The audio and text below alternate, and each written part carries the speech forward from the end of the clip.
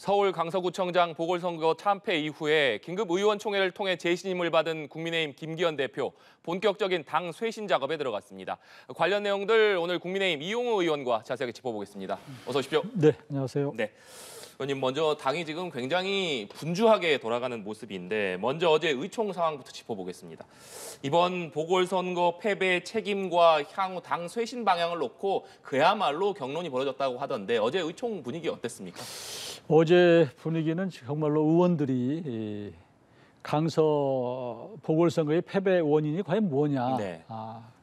그리고 그러면 앞으로 내년 총선의 승리를 위해서 어떻게 할 거냐.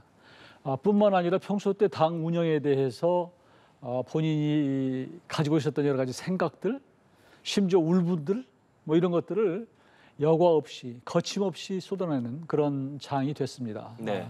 그래서 하여튼 강서 패배에 대해서 굉장히 이제 충격을 먹은 상태인데 그러나 하여튼 대부분은 뭐 혁신 변화를 해야 된다고 하는 의견이 많았고 그렇지만 또 과도하게 하다 보면 아무래도 이제 서로 의원들끼리 뭐 내부적으로 갈등이 생기고 또 충돌하는 모습을 보이면 자칫하면 또 국민들이 이 내분 상황을 우려할 것이다. 그러니 우선은 임명직 당직자들은 총 사퇴를 했으니까 김기현 대표 체제로 한번 또 밀어줘서 해보자. 그런 분위기로 결론은 냈습니다. 네, 그러니까 비주류에서는 김기현 대표가 사퇴해야 되는 것 아니냐 이런 목소리가 나오기도 했었는데 의원들이 김기현 대표를 재신임하는 것으로 결론을 내린 이유가 좀 과도하게 변화와 혁신을 추진하다 보면 내분이 생길 수 있다는 점을 우려한 조치다 이렇게 보면 되겠습니까? 그렇다고 봐야 되고요. 우선 총선의 시기가 6개월밖에 남지 않았기 때문에 네. 그리고 지금은 또 국감 기간이거든요. 정기국회 기간이어서 만일 김기현 대표가 물러났을 경우에 그 폭풍을 또 어떻게 감당할 것이냐. 비대위를 꾸린다고 해도 그 이제 시간적인 것이 필요하고 또 찬성하는 사람과 반대하는 사람끼리 또 이게 또 갈등이 생기면 좀 곤란하지 않느냐. 그러니까 우선은 우리가 할 수 있는 최선의 조치, 그러니까 인적 쇄신을 임명직 당직자 전체가 내려놓는 것으로 했으니 좀 그 새로운 당직자들을 임명해서 좀 분위기를 쇄신해보자. 거기까지 우선 한 것이고요. 네. 저는 어제 의총을 통해서 이제 변화의 시작이다라고 봅니다. 이게 변화의 완성이라고 하기보다는 결국은 우리 국민의힘이 이제 국민들로부터 신임을 받기 위해서는 신뢰를 쌓기 위해서는 국민들이 오케이 할 때까지 우리 국민의힘이 뭔가 바뀌었구나라고 만족할 때까지 바꿔야 된다. 그런데 하루아침에 하기는 어렵다라는 것이고요. 그럼에도 불구하고 지금 당직 개편하고 나서 여러 가지 얘기들이 나오는데 이 첫인상이 굉장히 중요하거든요. 그런데 보궐선거가 끝나고 나서 상당히 시간이 좀 흘렀고 또 첫 조치로 나온 이제 당직 개편에 대해서 조금 좀 미흡한 거 아니냐. 이런 얘기들도 좀 나오고 있는 것 같습니다. 네. 이번 당직 개편에 대해서 미흡한 게 아니냐 이런 얘기가 나오고 있다고 말씀을 주셨는데 말씀해 주신 대로 오늘 아침에 인선이 발표가 됐습니다. 사무총장에는 대구 경북 출신 재선의 이만희 의원, 정책위 의장에는 수도권 3선 유이동 의원이 맡게 됐는데 의원님께서는 이번 인선안 어떻게 보십니까? 저는 뭐 고민의 결과라고 생각을 해요. 그동안에 아무래도 영남 중심 네. 또 소위 뭐 친윤이 있는지 모르겠습니다만 하여튼 그분들 중심으로 했는데 나름대로는 이제 수도권을 배려하려고 했다. 그런 노력의 흔적은 있는데 총선 앞도 제일 중요한 자리가 사실은 총장 자리거든요. 네. 거기서 이제 공천을 거의 하기 때문에 총장을 누가 맡느냐는 게 그 초미의 관심사였는데 결국은 다시 TK로 간 것에 대해서 조금은 평가가 이렇게 엇갈리는 것 같고 네. 다만 이제 지도부 이제 김기현 대표로 봐서는 그러면 수도권에서 누가 적임인가 하는 것을 고민을 했던 것 같고요.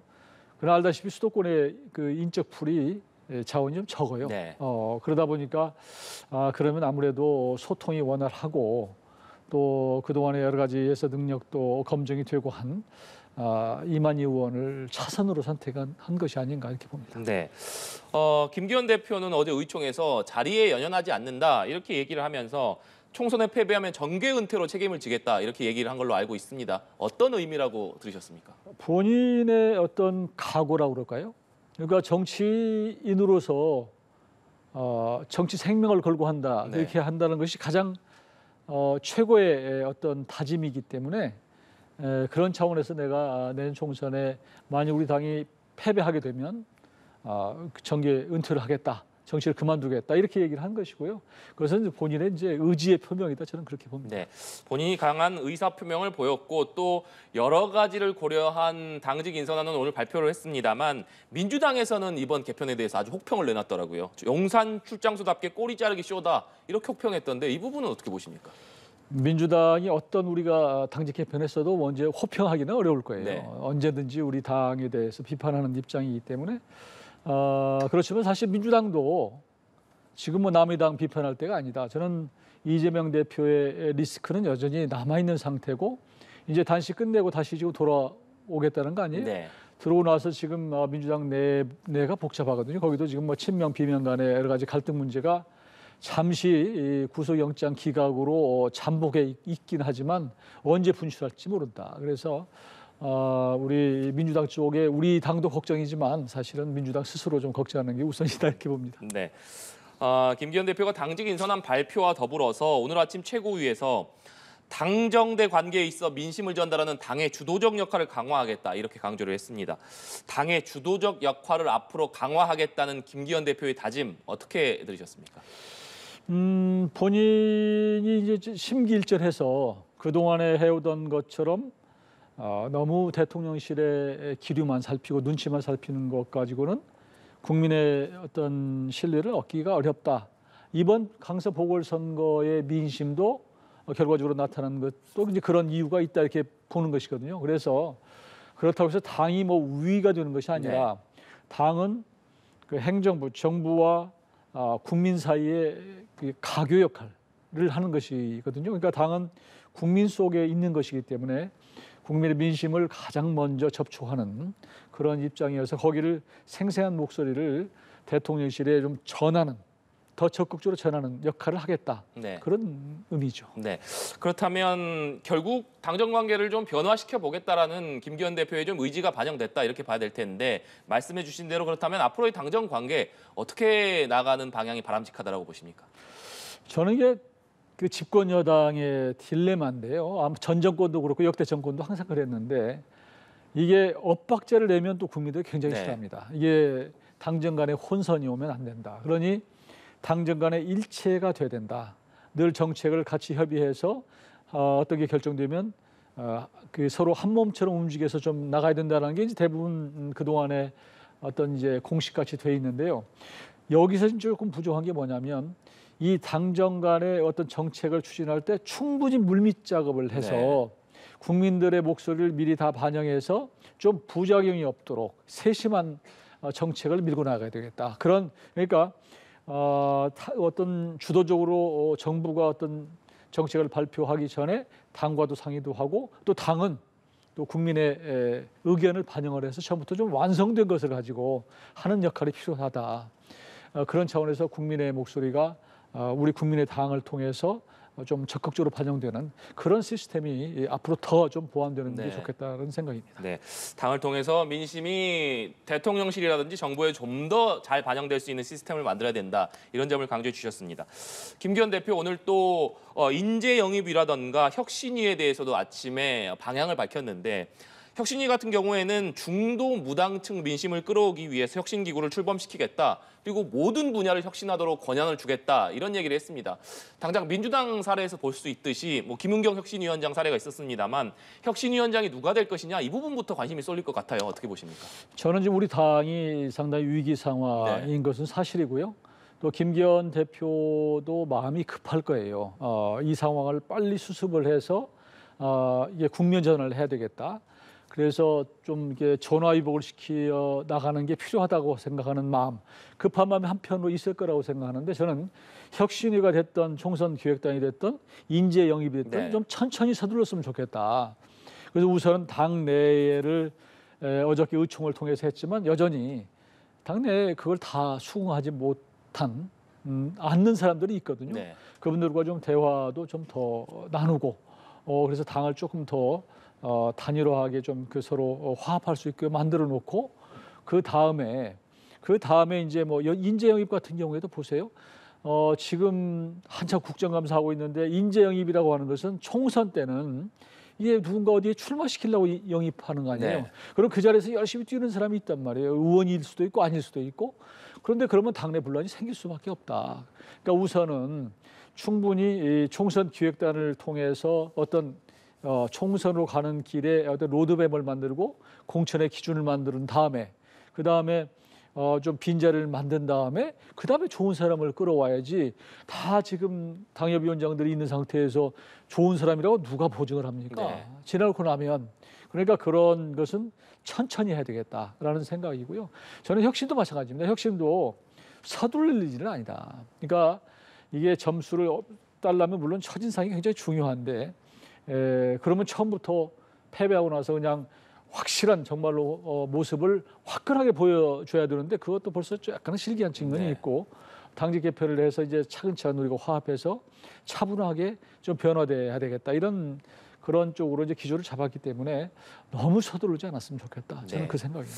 너무 서두르지 않아야 된다는 점을 계속 강조해주고 계신데 말씀해 주신 대로 새로운 참신한 인재를 영입하기 위해서는 그야말로 총선에 출마시킬 인재를 영입하는 것이기 때문에 기존의 인물들이 자리를 비워줘야 합니다. 그렇죠. 그렇기 때문에 하태경 의원 사례처럼 뭐 의원님께서도 지역구를 서울로 옮겨오시긴 했습니다만 하태경 의원 사례처럼 특히나 영남권 중진들이 좀 수도권 출마를 결단하는 모습들이 있어야 하지 않느냐. 그렇게 해서 영남의 자리를 좀 비워줘야 되는 것 아니냐. 이런 목소리들도 나오더라고요. 그 부분은 어떻게 보십니까?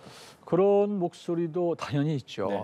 정치인으로 봐서는 다음 총선에 또 국회의원이 되는 게 첫 번째 목표 아니겠어요? 그런데 영남의 다선 의원들이 이제 아무래도 의원 우리 숫자가 많기 네. 때문에 그분들이 그러면 서울로 올라와야 되는 거 아니냐라는 것인데 그러면 지금 다선 의원들이 또 지도부도 있거든요. 그러니까 정치인에게 강요할 수는 없는 거예요. 그러니까 내가 자신의 정책 진로를 깊이 숙고를 하고 고민하고 두 번째는 그 진로가 본인한테도 도움이 되고 당과 대한민국을 위해서도 도움이 돼야지 선택하는 것이란 말이에요. 근데 그러려면 서울 수도권으로 진출해서 본인의 인지도와 경쟁력이 꼭 돼야 되는 거 아니에요. 네. 무조건 험직하려고 그러면 왜 거기 나옵니까? 떨어질 것 같으면. 그래서 그런 여러 가지가 맞아 떨어져야 된다. 그래야지 용기를 내서 할 수 있는데 뭐 예를 들면 누가 뭐 지도부라고 해서 누구 당신 서울로 나가 이렇게 해서 들을 사람 아무도 없죠. 네. 그런 경우에는 그래? 나를 나가라고 한다면 나는 내가 나가야 되나? 차라리 내가 무소속으로 나가지? 이런 결심도 할 수 있는 거고 아니면 대승적으로 나는 그러면 불출마를 해. 이런 고민의 지점들이 있을 거거든요. 그러니까 그렇기 때문에 이걸 굉장히 신중하게 다뤄야 된다라는 거고요. 누구한테 강요해서 할 일은 네. 아니다. 저는 그렇게 생각합니다. 네, 말씀해 주신 대로 과거에 강제로 뭐 컷오프를 당하기나 한 경우에는 중진 의원들이 무소속 출마를 한 경우도 있었기 때문에 자발적으로 좀 수도권으로 올라올 수 있는 그런 분위기가 중요하다 이런 말씀이신데 총선 인재 영입과 관련해서 또 끊이지 않는 얘기 한동훈 법무장관 아니겠습니까? 한동훈 법무장관이 내년 총선에서 국민의힘을 좀 대표해서 띄워줘야 된다 이런 얘기들이 많이 나오고 있는데 그 부분에 대해서는 어떤 입장 가지고 계십니까? 한동훈 장관이 출마할 것이냐 여부. 제가 정치를 하지만 출마해라 마라 할 수가 없는 것이 결국은 한동훈 장관도 내각에서 할 일이 남아있는 상태고 또 잘하고 있고 근데 앞으로 그러면 정치권에 와서 어떻게 할 것이냐 하는 부분도 아마 고민을 할 수밖에 없다. 그리고 한 장관이 그러면 전가의 보도여서 마치 오면은 우리 국민의힘이 마치 살아나느냐 네. 이런 부분도 그 누가 장담을 못하는 것이거든요. 와서 또 어느 지역에 갈 것이냐. 그렇기 때문에 본인도 고민을 하실 거예요. 그래서 저는 한 장관의 어떤 정치적 거취에 대해서는 본인 스스로 본인의 책임하에 결정할 수밖에 없다.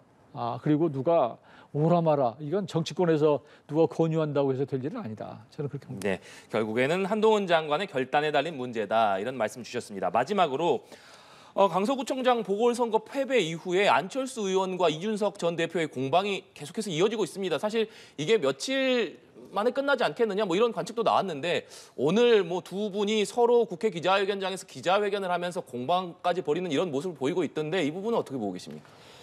저도 좀 마음이 여러 가지 생각이 드는데요. 안철수 전 대표 뭐 대선 후보까지 하신 네. 분이고 이준석 전 대표도 역시 우리 당 대표를 하신 분이잖아요. 이런 분들이 그동안 누적되어 온 감정이 지난 보궐선거에서 강서 보궐선거에서 무슨 이제 꼬리를 잡아서 이게 폭발한 상황인데 지금 우리 당이 굉장히 위기 상황이에요. 국민적 신뢰를 얻기 위해서 어떤 노력을 해야 되는가 굉장히 중요한 시점인데 물론 그분들의 입장은 다 이해를 하는 측면도 있지만 국민들은 두 분이 왜 싸우는지를 잘 몰라요, 사실은. 더구나 서명까지 받아서 네. 무슨 뭐 징계하라. 또 한 분은 또 반대로 뭐 공격하고 조롱하고 이런 것들이 우리 국민들이 보기에 정말 민망해요. 그래서 지금은 개인적으로 이런 일이 있다가도 또 이런 당이 위기 상황에 처하면 사실은 중단하는 게 맞죠. 그래서 저는 적어도 좀 휴전을 하든지 조금 내려놓고 두 분이 좀 이 부분은 좀 더 이상 좀 안 싸웠으면 좋겠다. 이게 국민들의 바람일 것이고 우리 당원들도 같은 생각일 겁니다. 좀 안타까운 상황입니다. 네, 알겠습니다. 오늘 말씀 여기까지 듣도록 하겠습니다. 지금까지 국민의힘 이용호 의원과 얘기 나눠봤습니다. 오늘 말씀 고맙습니다. 네, 고맙습니다.